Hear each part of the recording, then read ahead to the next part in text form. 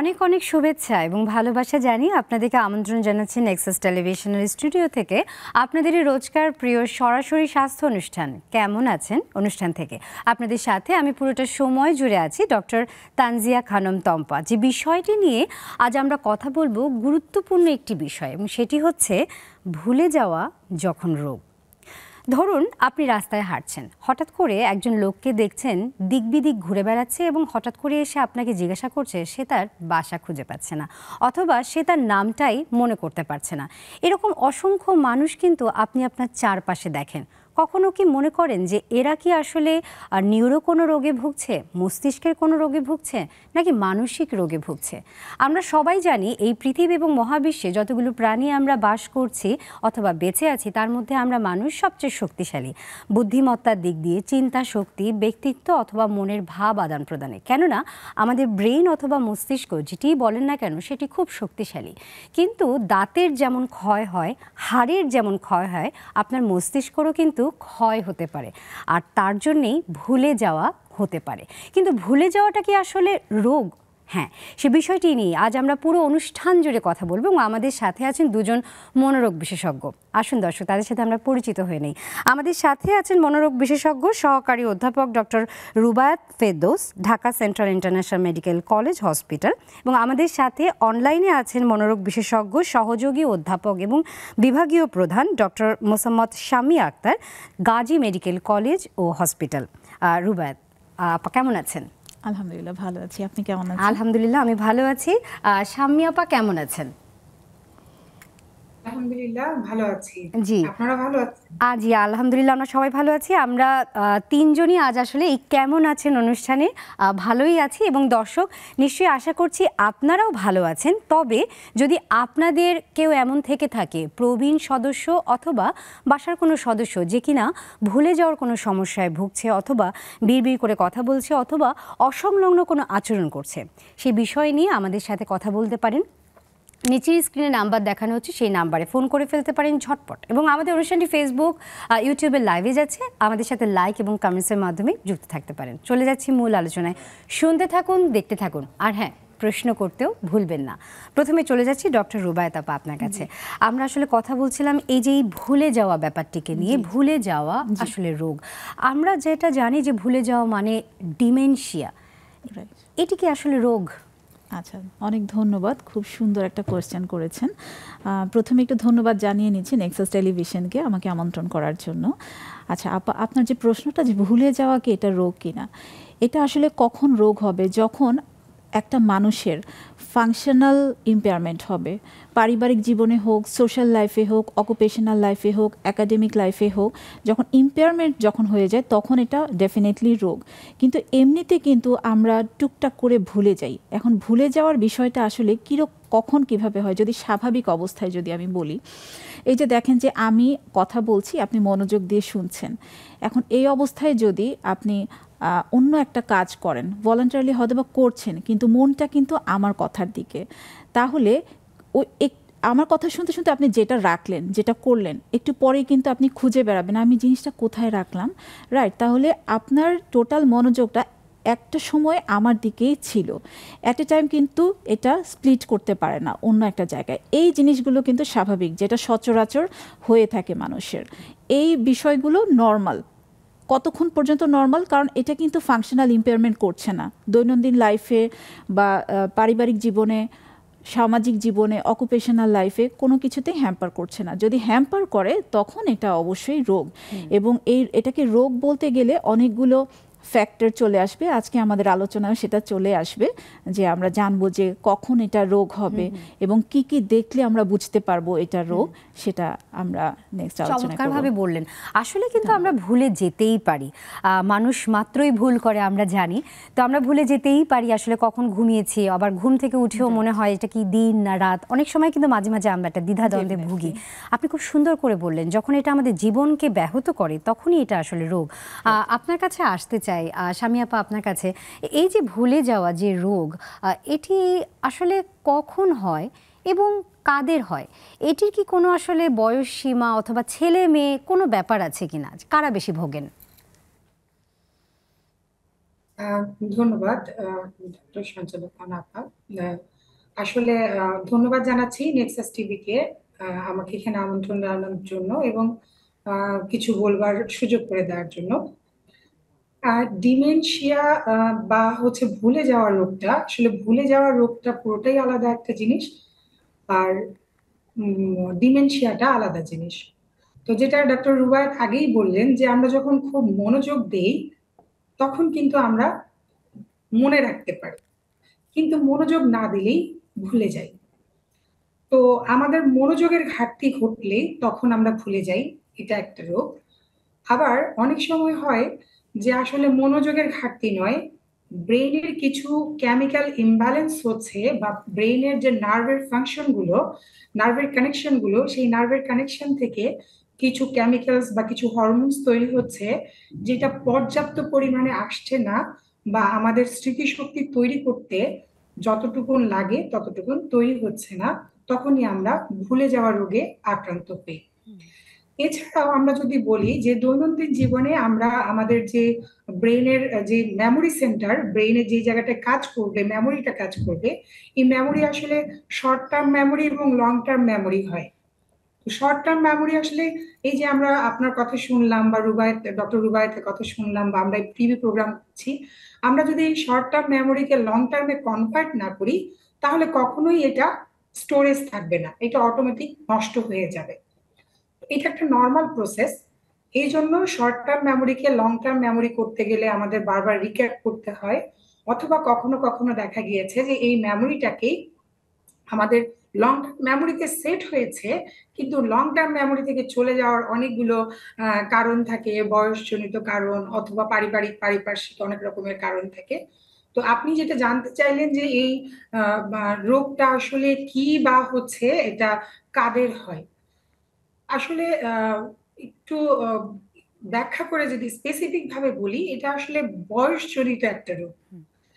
এটা ফিজিওলজিক্যালিও হতে পারে, মানে সাধারণ পারিপার্শ্বিক নিয়মের সাথে হতে পারে, যেটা আমাদের প্রকৃতিগতভাবে হতে পারে, অথবা এটা রোগের কারণে হতে পারে। যখন হবে তখন আমাদের তিনটা এরিয়া দেখতে হবে। সেই তিনটা এরিয়ার মধ্যে একটা হচ্ছে তার স্মৃতিশক্তি, আরেকটা হচ্ছে তার আচার ব্যবহার, এবং আরেকটা হচ্ছে তার ব্যক্তিত্বজনিত কিছু প্রবলেম। তো এই স্মৃতিশক্তির ব্যাপারটি আমি বললাম যে তার তৈরি হওয়া যে মেমোরি গুলো, পুরোনো মেমোরি গুলো, বা হচ্ছে গত 2 মাসের স্মৃতি হয়তো সে ভুলে গিয়েছে, বা নতুন কোনো সদস্য বাড়িতে আসছে সেটা মনে করতে পারছে না, বা নতুন কোনো ঘটনা ঘটেছে সেটা মনে করতে পারছে না, এই ধরনের জিনিসটা থেকে আমরা মেমোরিটা বুঝি।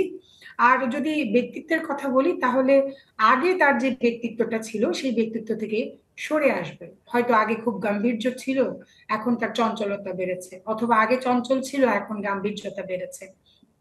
এছাড়াও তার যে কগনিটিভ ফাংশনটা থাকে, মানে বুদ্ধিমত্তার যে ফাংশনটা যেটা তার আগে ছিল সেটা নষ্ট হয়ে যায়। যেমন এক্সিকিউটিভ ফাংশন গুলো, প্ল্যানিং প্রোগ্রামিং ফাংশন গুলো, এগুলো নষ্ট হয়ে যায়। গবেষণা বলছে 5 থেকে 7%, কোনো কোনো ক্ষেত্রে 10% মানুষও আসলে ডিমেনশিয়া রোগে আক্রান্ত হয়।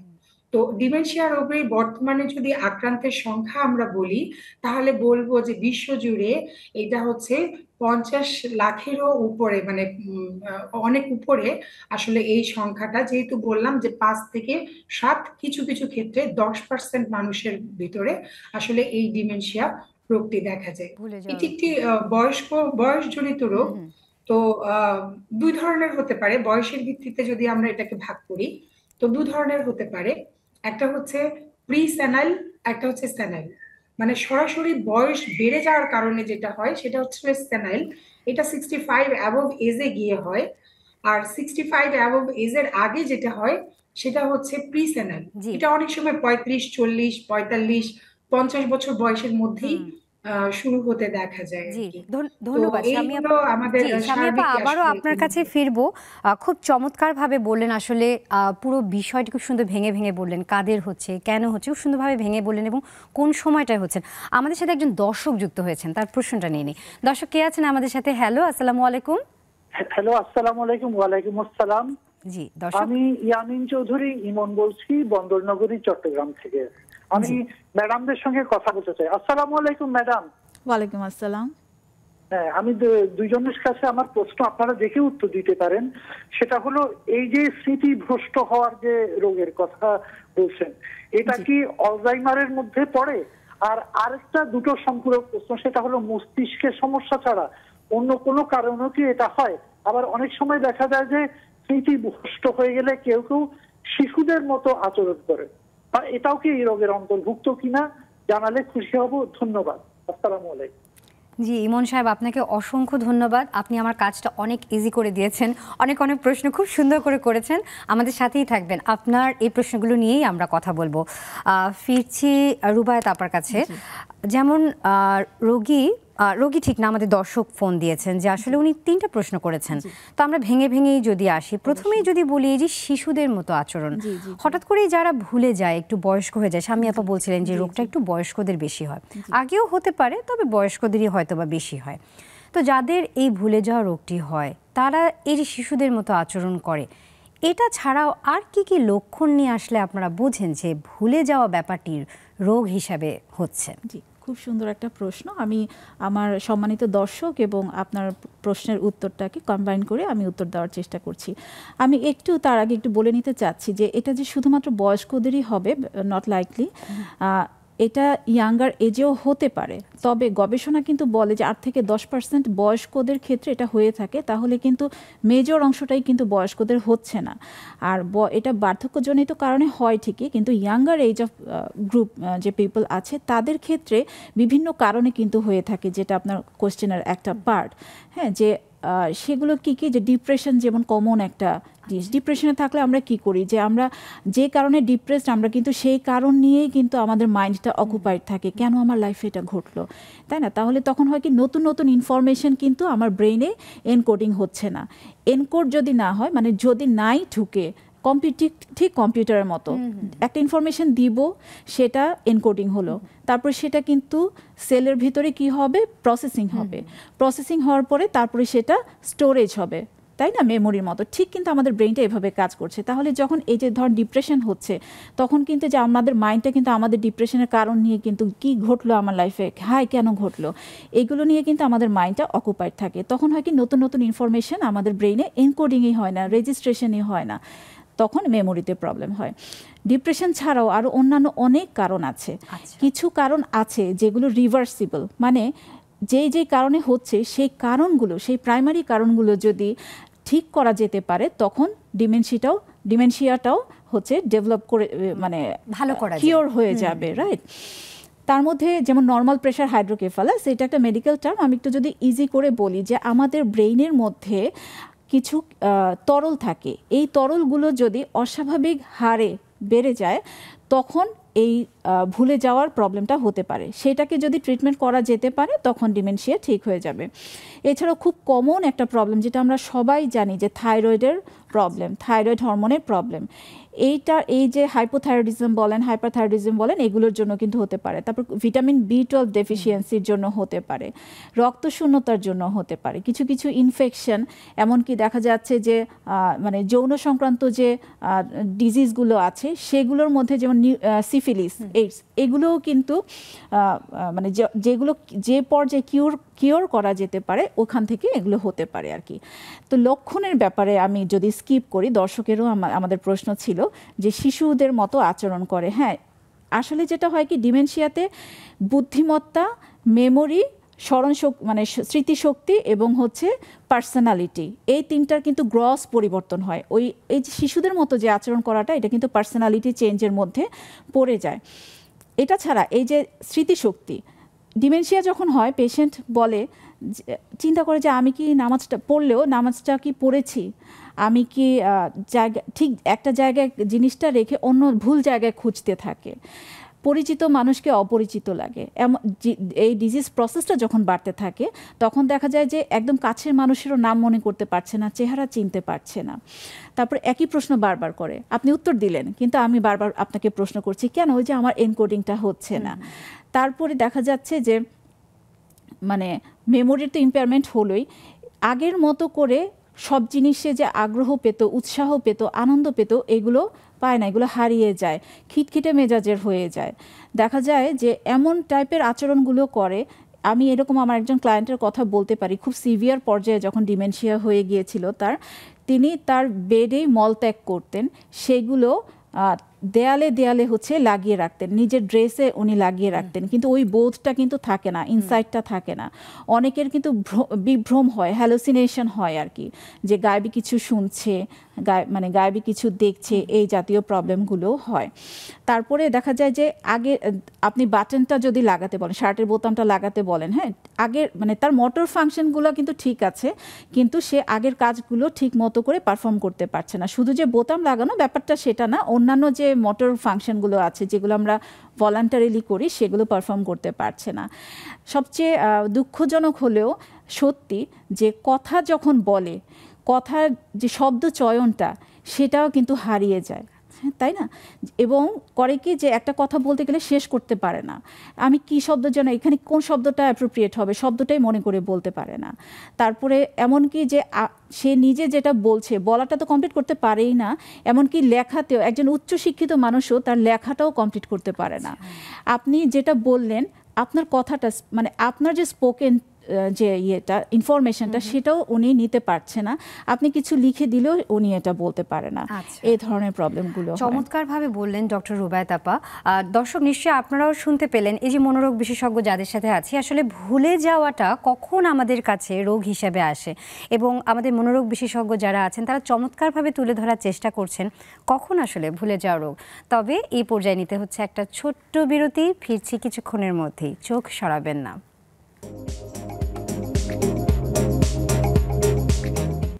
বিরতির পরে আপনাদেরকে আবারও স্বাগত। আজকের কেমন আছেন অনুষ্ঠানে আমরা কথা বলছিলাম খুবই চমৎকার একটি বিষয় নিয়ে, এবং সেটি হচ্ছে ভুলে যাওয়া যখন রোগ। বিষয় নিয়ে আমাদের সাথে স্টুডিওতে আছেন দুজন, একজন সশরীরে এবং আরেকজন অনলাইনে। আমাদের সাথে আছেন ডক্টর রুবায়েত ফেরদৌস, সহকারী অধ্যাপক। আমাদের সাথে আছেন সহযোগী অধ্যাপক ডক্টর মোসাম্মদ শামিয়া আক্তার। শামিয়া আপা, আপনার কাছেই আসতে চাই। বিরতিতে যাবার আগে আমরা কথা বলছিলাম ডক্টর রুবায়েত আপার সাথে যে আসলে ভুলে যাওয়ার সাথে আর কি কি লক্ষণ এবং আর কি কি উপসর্গ আসলে নিয়ে আসলে আমরা আসলে এই ভুলে যাওয়া রোগীটিকে খুব গুরুত্বের সাথে দেখি। আপনার কাছে প্রশ্ন, আমাদের সাথে একজন দর্শকও যুক্ত হয়েছিলেন, উনি অ্যালঝেইমার্স একটা টপিকস নিয়ে এসেছেন। তো এটিরই সূত্র ধরে আপনার কাছে আবারও যেতে চাই, যদিও রুবায়েত আপা কিছু বলেছেন যে আসলে কি কি কারণে এই ভুলে যাওয়া রোগটি হতে পারে। ধন্যবাদ আপা। প্রথমেই বলি যে ডক্টর রুবায়েত আপা খুব ক্লিয়ার করেই বলেছেন যে ভুলে যাওয়া কিন্তু শুধু ডিমেনশিয়া বা ওল্ডার বা বয়স্ক মানুষদের হয়, ইয়াঙ্গারদের হয় না, ব্যাপারটা কিন্তু তা না।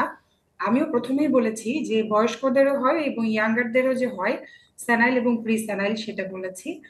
তো স্ট্রেস, ডিপ্রেশন এবং lack of concentration, lack of ফোকাসও কিন্তু একটা বড় কারণ স্মৃতিভ্রমের জন্য। স্মৃতিশক্তি কমে যাওয়ার, দেখেন আমাদের দৈনন্দিন জীবনে, যেমন গতকালকে থেকে এইচএসসি পরীক্ষা শুরু হয়েছে, তার এক সপ্তাহ আগে থেকেই বাচ্চারা এসে বলছে আমার তো ডিমেনশিয়া হয়েছে, আমি তো সব ভুলে যাচ্ছি, আমি কিছু মনে করতে পারছি না। একটা বড় পার্থক্য হচ্ছে যে যাদের আলজাইমার্স বা ডিমেনশিয়া রোগটি থাকে, এদের পেশেন্টরা নিজেরা বুঝতে পারে না যে তারা ভুলে যাচ্ছে, তাদের আশেপাশের মানুষরা বুঝতে পারে যে তারা ভুলে যাচ্ছে। কিন্তু যারা ডিপ্রেশন বা স্ট্রেসের কারণে বা এংজাইটির কারণে বা lack of focus, lack of কনসেন্ট্রেশনের কারণে ভুলে যায়, তারা কিন্তু অ্যাকনলেজ করে যে আমি ভুলে যাচ্ছি, এসেই বলবে যে আমার ইদানিং কিছু মনে থাকে না। কিন্তু ডিমেনশিয়া পেশেন্টরা অ্যাকনলেজই করে না যে আসলে তারা ভুলে যাচ্ছে। এটা একটা ব্যাপার।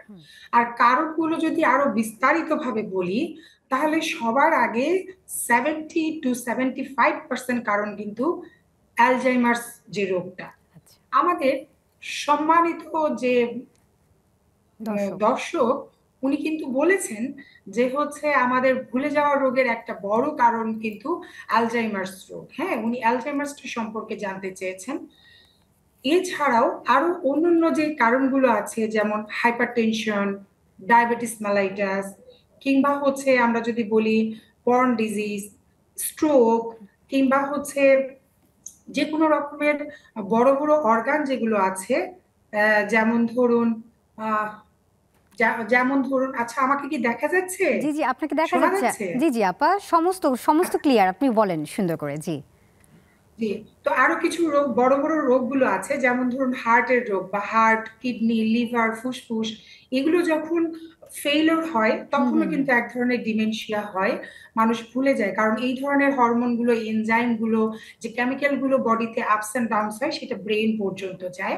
আচ্ছা। এছাড়াও আমরা যদি বলি যে হচ্ছে, আপা বলেছেন কিছু ভিটামিন এবং থাইরয়েডের বা হরমোন জনিত কারণ, আমরা আরো একটা বড় কারণ কিন্তু রিসেন্টলি খুব বেশি পাচ্ছি, হুম হুম সেটা হচ্ছে নেশা বা সাবস্টেন্স।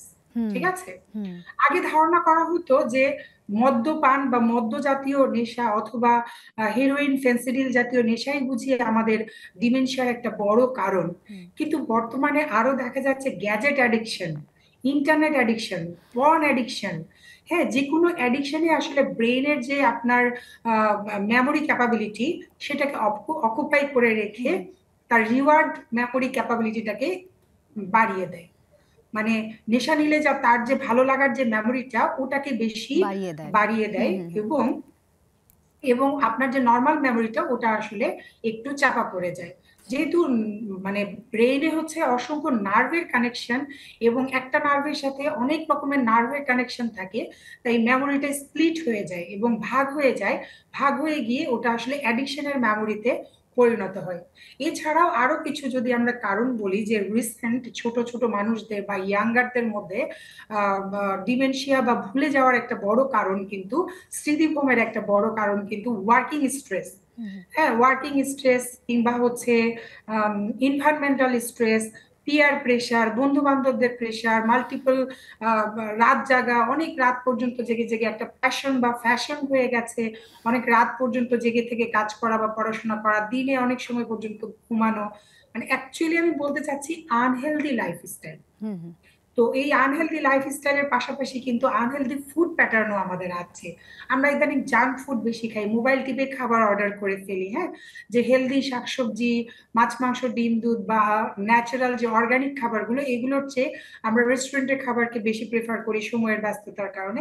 এইটাও একটা কারণ আছে। এছাড়াও আরেকটা বড় কারণ কিন্তু আছে, একটা হেলদি স্লিপ, হুম হুম। নর্মাল হেলদি স্লিপ, এগুলো কিন্তু অনেক বড় ভূমিকা রাখে। যেটা ডক্টর রুবায়েত বলেছেন, যে আমাদের একটা মেমোরি কিন্তু কিছুটা আমাদের পেন ড্রাইভের মতো, ঢুকালে এনকোডিং করতে একটু সময় লাগে। হুম হুম হুম তো আপনার যদি হেলদি স্লিপ না হয়, তাহলে এনকোডিং হয় না। হুম হুম। হ্যাঁ, বিজ্ঞান বলে যে আপনি আধা ঘন্টা যদি পড়াশোনা করেন, অ্যাটলিস্ট 5 মিনিট একটা ঝিমুনি দিতে হবে বা ঘুমানোর মতন ব্রেনকে রেস্ট দিতে হবে, যেন ব্রেন ওই মেমোরিটাকে এনকোড করতে পারে। তো এই ধরনের কিছু কারণও থাকে। এছাড়াও আরো কিছু কারণ আছে, কিছু ওষুধপত্র আছে যেগুলো আমাদের স্মৃতিশক্তি কমিয়ে ফেলে বা হচ্ছে আমাদের ডিমেনশিয়াকে ত্বরান্বিত করে। হুম হুম। আর্থ্রাইটিস বা বড় ক্রনিক ডিজিজ যেগুলো আছে, যেমন আর্থ্রাইটিস হতে পারে, হার্ট ডিজিজ হতে পারে, লাং ডিজিজ হতে পারে, যেটার জন্য রেগুলার অনেক বড় বড় ওষুধপত্র নিতে হয়। আপনি খেয়াল করে দেখবেন যে ডিমেনশিয়া রোগী সচরাচর সাইকিয়াট্রিস্টের কাছে সরাসরি আসে না, হয়তো অন্য কোনো ডাক্তার রেফার করে তারপরে আসে। হুম হুম। কেন? কারণ তার দেখা যাচ্ছে অন্য কোনো না কোনো রোগ আছে, হয়তো renal disease, kidney disease, liver disease, হ্যাঁ, এই ধরনের ডিজিজ গুলো বা ইনফেক্টিভ কারণগুলো, যেটা ডক্টর রুবায়েত বললেন, যে স্কিন ইনফেকশন বা সেক্সুয়াল ইনফেকশন কিংবা এইচআইভি, সিফিলিস, এই ধরনের ইনফেকশন গুলো বা অন্যান্য অর্গানের ইনফেকশন গুলো সাথে স্ট্রোক বা ডিমেনশিয়া বা অ্যালজাইমার্স প্রবলেম গুলো নিয়ে আসে। হুম হুম। আর সম্মানিত দর্শক যিনি বললেন যে অ্যালজাইমার্স হলে বাচ্চাদের মতো আচরণ করে, আমরা কিন্তু 3টা ডোমেইন বলেছি, হুম যে হচ্ছে তার বিহেভিয়ার, তার পার্সোনালিটি এবং তার মেমোরি, এই 3টায় ইম্পেয়ারমেন্ট হবে। কখনোই এই ইম্পেয়ারমেন্টটা যদি সাডেন হয়, এটা ডিমেনশিয়া হবে না। আচ্ছা। এটার জন্য কিন্তু গ্র্যাজুয়াল হতে হবে, ধীরে ধীরে। আগে পারতো, এখন পারছে না। রিসেন্ট মেমোরি গুলো সে নিতে পারছে না, পুরোনো মেমোরি গুলো কিছুটা মনে আছে বা পুরোনো মেমোরি গুলো প্রিজার্ভ আছে।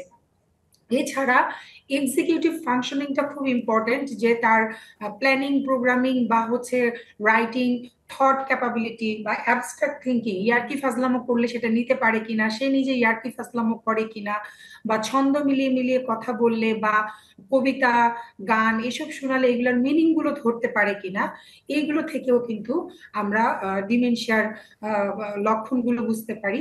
আরো কিছু কিছু লক্ষণ আছে যেটা আমাদের সম্মানিত দর্শক প্রশ্ন করেছেন যে বাচ্চাদের মতো হয়ে যায়। অনেক সময় কেমিক্যালি ইমব্যালেন্স গুলো অন্যান্য অর্গানের সাথে মিশে বা অন্যান্য হার্ট লিভার কিডনি ব্রেনের সাথে মিক্সড আপ হয়ে এমন হয়ে যায় যে পেশেন্ট কিন্তু ভায়োলেন্ট অ্যাগ্রেসিভ হয়ে যায়, অথবা হচ্ছে সেক্সুয়াল ডিসইনহিবিশন হয়ে যায়। দেখা যাচ্ছে আমরা অনেককেই বলতে শুনি যে বুড়ো বয়সে ভূমিরতি। হ্যাঁ, আসলে পেশেন্ট বুঝে উঠতে পারে না যে সেক্সুয়ালি কোথায় ডিসইনহিবিট করতে হবে। আমার একটা সম্মানিত পেশেন্ট আসলে তার বাবাকে নিয়ে এসেছিল, বলে ম্যাডাম কি ঝামেলায় পড়ছি, আসলে কাজের মেয়ের সাথে এই ধরনের ইয়ার্কি করে, এই ধরনের অ্যাটিটিউড করে। অ্যাকচুয়ালি মানে তার আসলে ওই সেন্সটা, সোশ্যাল সেন্সটা থাকে না বা ডিসইনহিবিশন থাকে না, কোথায় ইনহিবিট করতে হবে, কোথায় থেমে যেতে হবে, কোন লেভেলে কোনটুকুন কথা বলতে হবে, যেটা সে আগে পারতো কিন্তু এখন পারে না। জি, তো এই ধরনের বিহেভিয়ার গুলো আমরা দেখে চমৎকারভাবে বুঝবো। বললেন। এছাড়াও ওই যে বিছানায় প্রস্রাব পায়খানা করে ফেলে বা ভায়োলেন্ট অ্যাগ্রেসিভ হয়ে যায়, এইমলেস ওয়ান্ডারিং হয়ে যায়, মানে কারণ ছাড়াই যেখানে সেখানে চলে যেতে চায় এবং ফিরে আসতে পারে না, তার বাসার ঠিকানা মনে থাকে না। এই লক্ষণগুলো এই দেখে আসলে লক্ষণগুলো আমরা একমত। চমৎকারভাবে বললেন আসলে শাম্মী আপা। ডক্টর রুবায়েত আপা, নিশ্চয়ই আপনি একমত হবেন। জি, আসলে অবশ্যই। আমাদের যেটা দেখা যায় আমাদের সমাজ জীবনে হঠাৎ করে যদি কেউ এরকম অসংলগ্ন আচরণ করে, ভুলে গেল অথবা কথা বলতে পারলো না, অথবা অল্পতেই মন খারাপ করা, অল্পতেই রেগে যাওয়া, আমরা কিন্তু আসলে সেই ব্যক্তিটিকে সহজভাবে নিতে পারি না। জি, অনেক সময় দেখা যায় এই সমস্যাগুলো যদি কারোর মধ্যে খুব বেশি হয়ে যায়, আমরা কিন্তু আসলে তাদেরকে পাগল বলি, পাগল বলে দিই যে আসলে পাগলা গারদে দুঃখজনক রেখে হলেও আসবো। সত্যি কথাটা।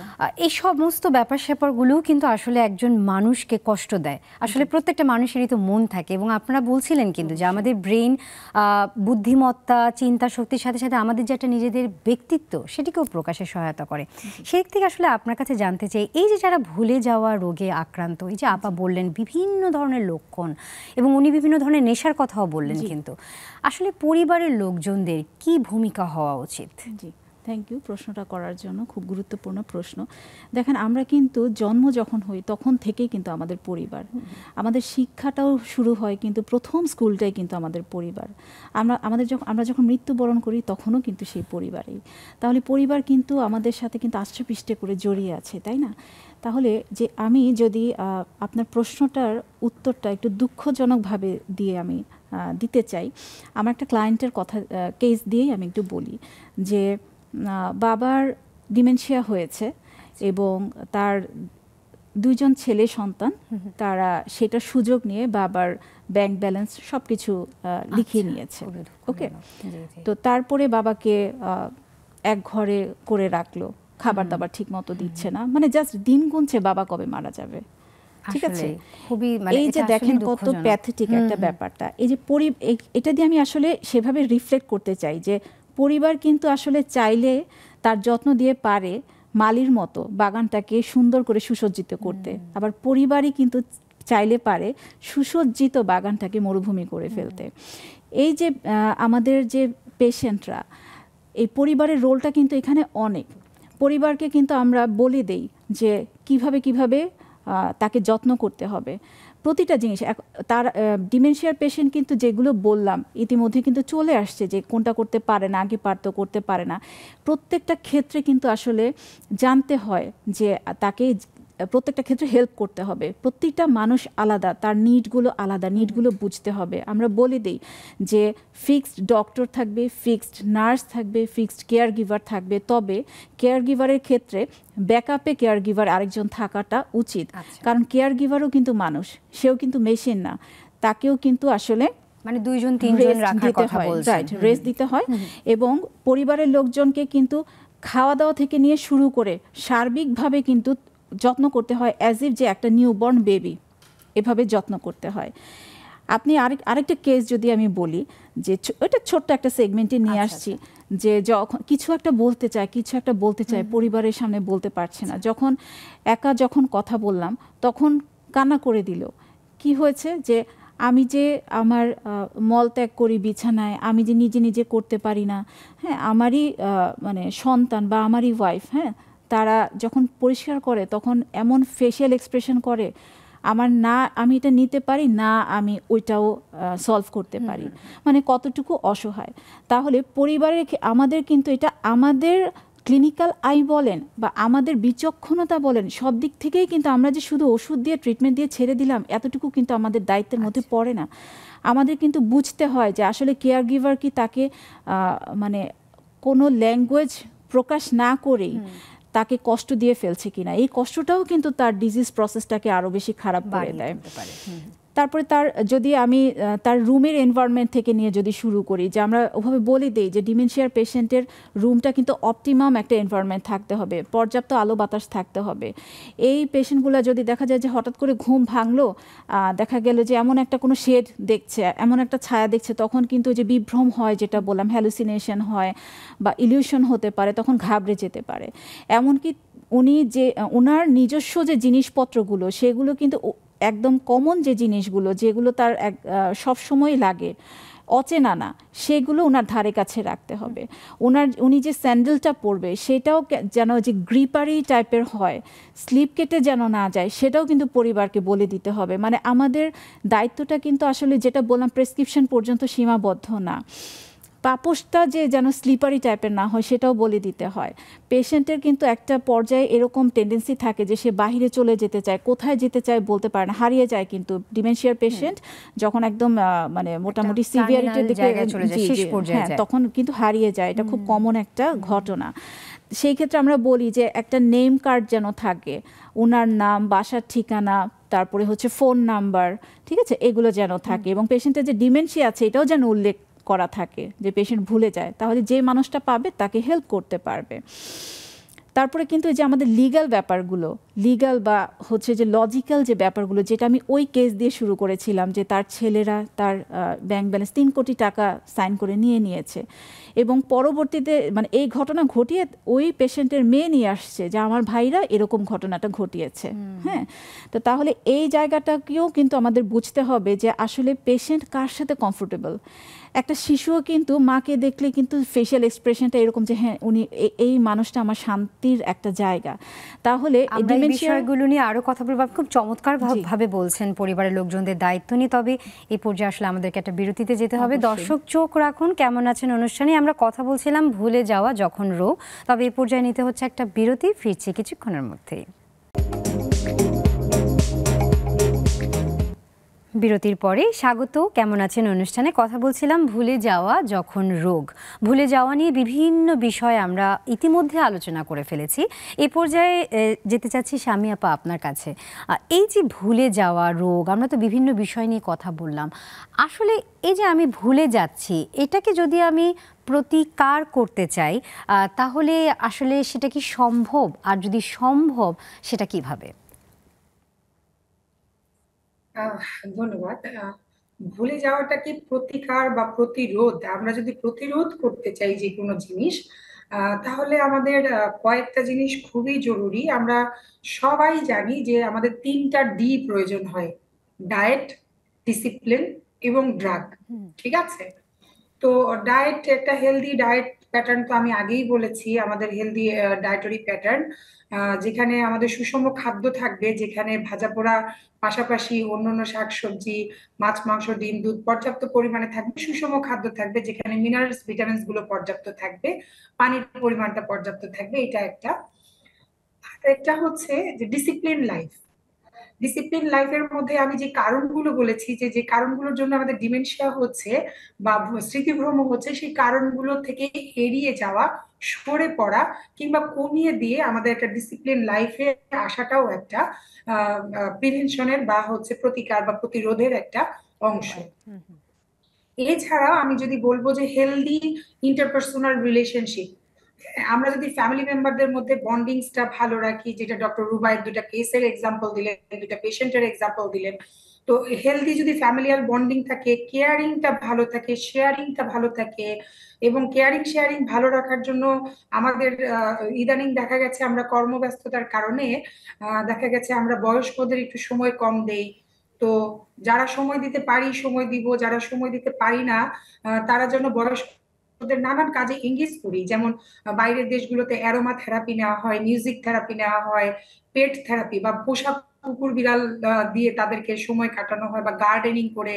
তো এই ধরনের কিছু কাজে হচ্ছে একটু বয়স্কদের ব্যস্ত রাখা, কর্মব্যস্ততার উপরে আসলে বড় কোনো চিকিৎসা নেই। এছাড়াও হেলদি লাইফ প্যাটার্নের মধ্যে একটা হেলদি স্লিপ এটা আছে, এটা আমরা প্রিভেন্ট করতে পারি। আর হচ্ছে রেগুলার মেমোরাইজ করা পুরনো স্মৃতিগুলোকে, পুরনো অ্যালবাম, পুরনো ছবি, কিংবা আমাদের ফেসবুকে যেমন পুরনো 2 বছর 5 বছরের মেমোরি গুলো যেরকম আসে, ঠিক এরকম পুরনো সম্পর্কগুলো, পুরনো আত্মীয় স্বজন গুলো, এগুলোর সাথে হচ্ছে ইন্টারকানেক্টেড থাকা, খোশ গল্প করা, ঘুরতে যাওয়া এবং একটা হেলদি সময় কাটানো, এটাও একটা প্রতিরোধের উপায়। আর যদি ফ্যামিলি মেম্বারদের ক্ষেত্রে বলি, তাহলে বলবো যে আপনারা যদি প্রতিরোধ করতে চান, তাহলে অবশ্যই কোনো সমস্যা দেখলে বিশেষজ্ঞ চিকিৎসকের পরামর্শ নেবেন। জিন ভূতের আসর মনে করে, বা হচ্ছে বুড়ো বয়সে ভীমরতি হয়েছে এটা মনে করে, অথবা বয়স্ক লোক, তার পিছনে কত টাকাই বা খরচ করব, কেনই বা বড় বড় ডাক্তার দেখাবো, পাড়া মহল্লা থেকে একটা ওষুধ নিয়ে নি, ফার্মেসি থেকে ওষুধ নিয়ে নি, এই ধরনের না করে আপনারা সরাসরি বিশেষজ্ঞের পরামর্শ নিতে পারেন। এছাড়া আন্ডারলাইং হিডেন যে কজ গুলো আছে, লিভার, কিডনি, হার্ট, লাংস, এগুলোর যে কজ গুলো আছে, আন্ডারলাইং যে কজ গুলো বা হরমোনাল কজ, সেগুলোর পর্যাপ্ত চিকিৎসা নিন। এবং সবচেয়ে জরুরি যে জিনিসটা, সেটা হচ্ছে পরিবারের সবাই একে অপরের সমস্যাগুলোর প্রতি সহানুভূতিশীল এবং যত্নশীল হন। এভাবেই আমরা যে কোনো রোগকে আসলে প্রতিকার করতে পারি। স্বামী আপা চমৎকার ভাবে বললেন। আসলে আমরা কিন্তু অনেকেই ভুলে যাওয়া ব্যাপারটিকে আসলেই কিন্তু বলি যে বুড়ো বয়সের ভীমরতি, অথবা বয়স্ক বলে হয়তো বা তার চিকিৎসার ব্যাপারটা আমরা দেখি না। এই ব্যাপারটি কিন্তু আসলে অনেক সময়ই ঘটে। আপনার কাছে আসলে আসতে চাই, এই যে কিভাবে আমরা চিকিৎসার ব্যাপারটি আসলে করি ভুলে যাওয়া রোগের ক্ষেত্রে, কেননা আপা যেভাবে বললেন যে নিয়ম শৃঙ্খলার মধ্যে দিয়ে যাওয়া, যেমন উনি বলছিলেন রাত জেগে থাকা, অনেক বেলা করে ঘুম থেকে ওঠা, আমি তখন চিন্তা করছিলাম যে এই সমস্ত খারাপ অভ্যাসগুলো কিন্তু খোদ আমার মধ্যেই আছে, হয়তো আমার মতো আরো অনেকজনের মধ্যেই আছে। তো এই যে ভুলে যাওয়া রোগটি যে কারো হতে পারে কিংবা কারো হয়ে গেল, তখন সে আসলে কি ধরনের চিকিৎসা নিতে পারে? আচ্ছা, থ্যাংক ইউ সো মাচ। ডিমেনশিয়ার চিকিৎসাটা আসলে একটা কম্প্রিহেন্সিভ ওয়েতে করতে হয়। আমি একটু আগেও মেনশন করেছি যে শুধু যে ওষুধ দিয়ে সব কিছু মানে কাভার হয়ে যায় ব্যাপারটা সেটা না, সার্বিকভাবেই কিন্তু করতে হয়, ট্রিটমেন্টটা করতে হয়। ডেফিনেটলি ওনার যতটুকু মেমোরি লস হয়ে গিয়েছে সেটাকে কিন্তু ফিরিয়ে নিয়ে আসার কোনো উপায় নেই। যেমন আমাদের স্কিনটা কুঁচকে গেলে, বয়স হয়ে গেলে সেটাকে রিভার্স করার কোনো উপায় নেই, ব্রেনটাও শ্রিঙ্ক হয়ে গেলে সেটার আর উপায় নেই। কিন্তু এর ডিমেনশিয়া ইটসেলফ, এই ডিজিজ প্রসেসটাই হচ্ছে স্লোলি প্রোগ্রেসিং একটা ডিজিজ। তাহলে এই জায়গাটা যেন আরও স্লোয়ার হয় সেই ধরনের চিকিৎসা আছে যেটা আমরা করে থাকি। কিন্তু পাশাপাশি এই যে ফ্যামিলি সাপোর্ট, সোশ্যাল সাপোর্ট, সেগুলোকে এনশিওর করা।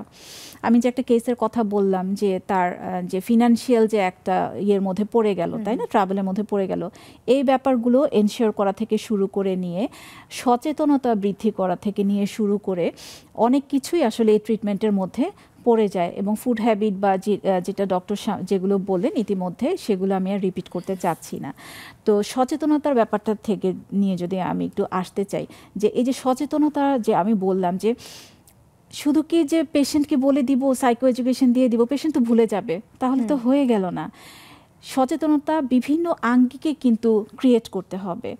ইন্ডিভিজুয়াল লেভেলে আমি পেশেন্টটাকে দেখছি, পেশেন্টের ফ্যামিলি মেম্বার, কেয়ার গিভার, এগুলো সব কিছু আমরা কাভার করে ফেললাম, এগুলো বললাম।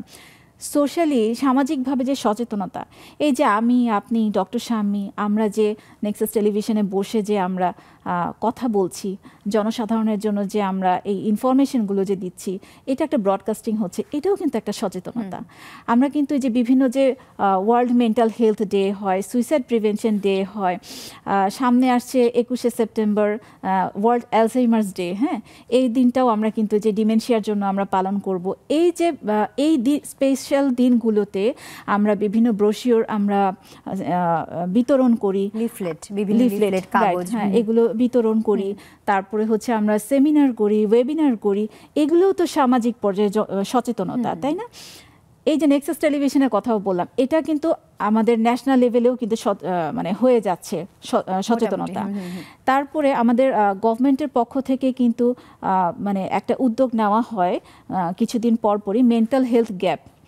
এটা জাতীয় মানসিক স্বাস্থ্য ইনস্টিটিউটে এটা এক্সিকিউট করা হয় গভর্নমেন্টের মাধ্যমে। এখানে কি করা হয় যে আমাদের দেশের বিভিন্ন অঞ্চল থেকে সব পর্যায়ের ডাক্তারদেরকে ট্রেনিংয়ের জন্য মেন্টাল হেলথ যে গ্যাপটা আছে, হ্যাঁ, সবাই তো আসলে সব কিছু জানবে না। আপনি যে সাবজেক্টে আপনি এক্সপার্টাইজ করেছেন সেটা তো আমি জানবো না, আমি যে সাবজেক্টের এক্সপার্টাইজ নিয়েছি সেটা তো আপনি জানবেন না।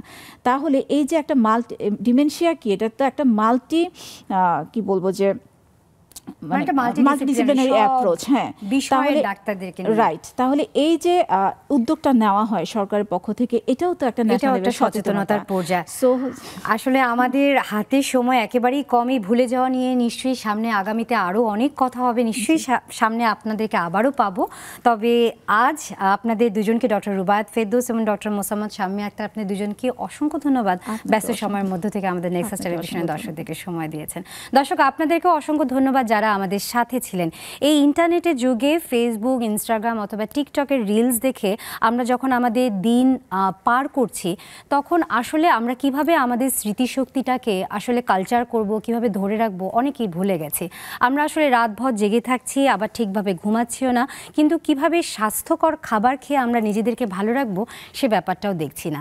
পরিবারের মানুষদের যত্ন নেওয়াটাও একটা গুরুত্বপূর্ণ, এবং সেই সাথে নিজের আত্মবিশ্বাস ধরে রাখার জন্য ডিসিপ্লিন জীবনযাপন করাটাও খুব গুরুত্বপূর্ণ। তখন নিজের স্মৃতিশক্তি ধরে রাখতে পারবেন এবং নিজেকে আরও ভালো রাখতে পারবেন। আজ এ পর্যন্ত, নিশ্চয়ই দেখা হবে সামনে আগামীতে কোনো পর্বে। সে পর্যন্ত সবাই ভালো থাকবেন, সুন্দর থাকবেন, সুস্থ থাকবেন, যত্ন নেবেন, নিজের দেশটাকে ভালোবাসবেন, আর হ্যাঁ, নেক্সাস টেলিভিশনের সাথেই থাকবেন।